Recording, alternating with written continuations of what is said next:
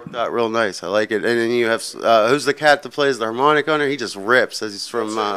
And he's over there taking a nap. He brought him out on the road with you. He's in what, the Electric Horse. No, he's in a band called Five Horse Johnson, Oh, and he's been out with us. Geez, on the past 2 tours, and he plays on a number of different songs on Beale Street, and we've been having him play on some other tunes, older tunes, and some even newer ones. It's just fun to play with, kind of a. Gives you another dimension to the song that you've played live for so long, and it's like, oh, it's kind of new now, Yeah, it makes it more organic and more of a jam situation. I don't really enjoy just kind of spitting out songs verbatim. Yeah. It should be more of a unique experience, I suppose. Well, I've seen them use Electric Quarry on trailers for Fox shows in the fall. Now, do you guys get taken care of for that, or is it just a promotional deal from Fox TV? What do you mean? Are we getting Like paid? how they use the music? Yeah. I would imagine so. They asked our permission. We said yes, and that's the last I ever heard of it. Really? Yeah. I mean, I was just wondering if it would add any, instant to record sales, or you know what I mean, like help give a little more of an edge to your sales. You know what? I don't even look at sales. It's kind of a moot point. I mean, the way I gauge things is by our shows. Ian's have been packing houses for 13 years now, 14 years. Well, we haven't been packing houses for that long, but it seems like the past 2 years and in the past 12 months in particular, the show turnouts have been really excellent, and that's what tickles our fancy. Yeah, oh yeah, because you get off on playing live. I mean, your music just is made to play live. I mean, it's just great stuff, and it's holistic. I think people touch upon it. That what I mean. They feel it, and a lot of bands are putting out stuff now that's just crap. Between emo and whiny punk, you know what I mean, and all that. I mean, you just guys have an edge that I think people really dig. Well, thank you. And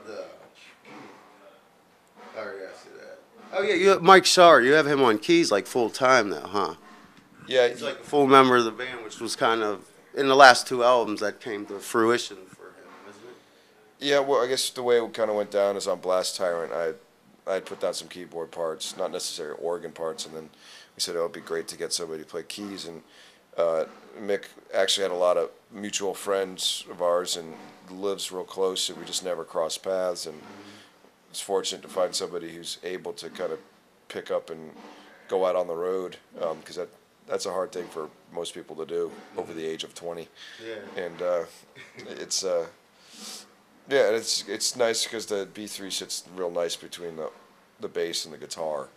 And we've never had a full-time rhythm guitar player, so it kind of frees Tim to do some more soloing and noodling around outside the rhythm section.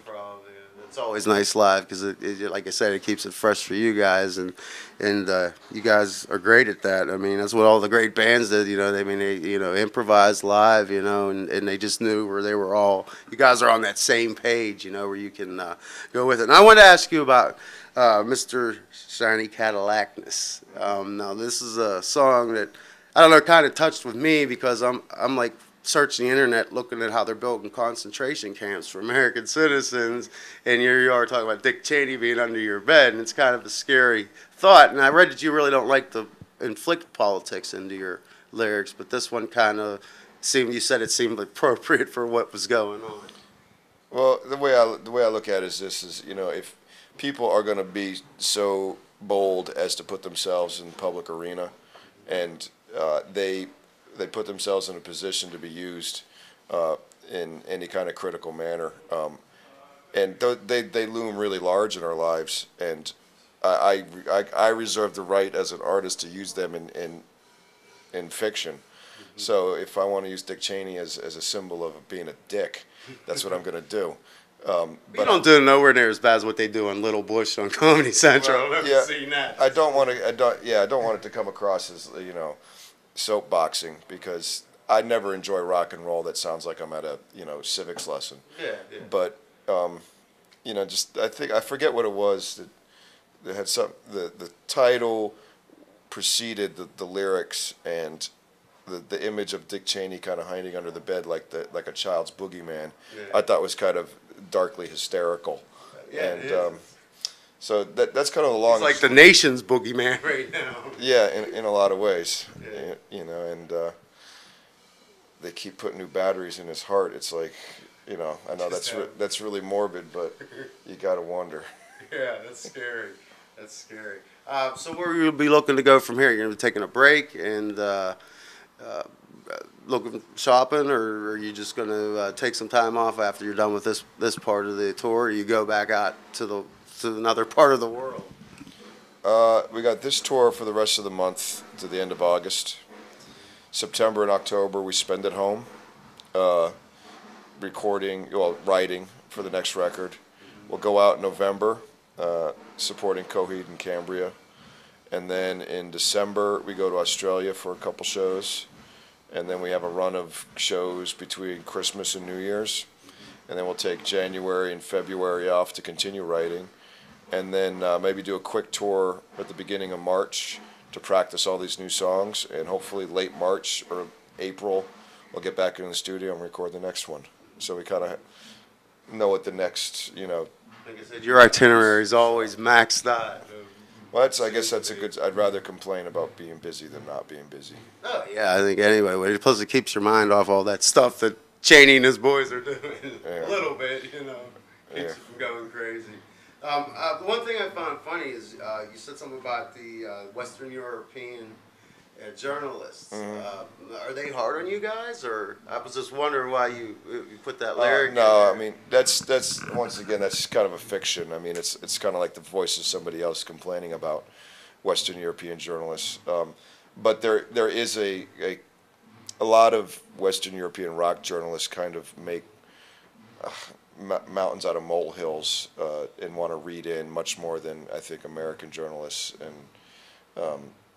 just wanting to categorize everything and being very kind of almost confrontational, looking for some big scoop, which is kind of ridiculous because if they wanted to do that, they should be on a political beat, not on a rock journalist beat. Yeah, no. I think they kind of carry that air of arrogance with them, no matter what part of the journalism front. I don't think it's not so much arrogance as it is just kind of. A lot of times they'd like to bait bands to talk shit about other bands, and that I find to be really kind of juvenile. But it's not, you know, all of them, but you know there's just that kind of sort of general, you know, sentiment sometimes you get. What positive can you get from slamming other bands? You know what I mean? You're out here just trying to make a buck like they. It makes their job easier because it's more sensational writing, and they don't have to do the work. They bait bands to do it for them. But like I said, I hate using the word they. I don't mean all of them. It does happen there with more frequency than here.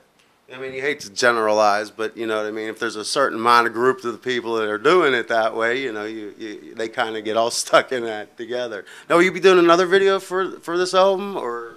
I think pretty much the consensus with the band is the chapter of Beale Street is closing, and we'd rather look forward to the next thing.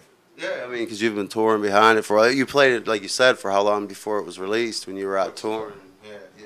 So you'll be just doing that and going back and kicking it up again. But like I said, we're still enjoying this greatly because it's like I said, man, you just released one rock masterpiece after the other. That one right there. But yeah, I feel bad that the label didn't do what you wanted with the artwork. But what can you do? Like you said. That's right. So we'll appreciate you giving us your time here today, Mr. Fallon, right here on Rock Circus. Here's Mr. Neil Fallon and his boys doing Electric Worry. Yes, indeed.